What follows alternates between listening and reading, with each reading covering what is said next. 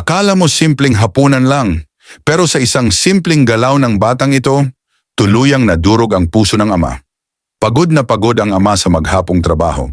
Halos hindi pa siya nakakaupo ng husto, pero nginitian niya ang anak niyang babae. Tahimik silang naghapunan. Pero napansin niyang unti-unting kinukuha ng anak ang mga piraso ng manok mula sa mangkok ng ama at inilalagay sa sarili niyang mangkok. Napangiti lang ang ama. Kahit gutom siya, mas masarap sa pakiramdam ang makitang masaya ang kanyang anak.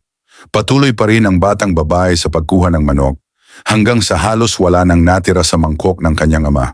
Ngunit bago pa siya makapagtanong o magsalita, biglang itinulak ng bata ang sarili niyang mangkok ng noodles sa harap ng ama. At dahan-dahang inilipat ang mangkok ng manok sa harap niya. Hindi man nagsalita ang bata, malinaw ang mensahe. Papa, ikaw ang dapat kumain ng masarap. Ikaw ang nagpapagod para sa atin. Gusto ko ikaw ang mabusog. Nanahimik ang ama. Pinagmamasdan lang niya ang anak habang unti-unting bumabagsak ang luha niya. Sa simpleng kilos ng kanyang anak, naramdaman niyang mahal na mahal siya at doon niya naisip, napakapalad ko dahil may anghel akong kasama araw-araw. Minsan ang tunay na pagmamahal ay hindi sa malalaking bagay, kundi sa mga simpleng galaw na galing sa puso.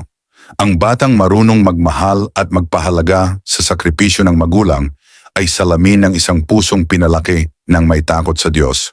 Kawikaan chapter 22 verse 6. Turuan mo ang bata sa daang dapat niyang lakaran at hanggang sa paglaki niya ay di niya ito malilimutan.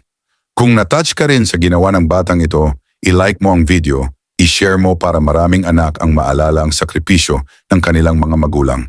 At huwag mong kalimutang magpasalamat sa Diyos dahil ang bawat magulang ay biyaya.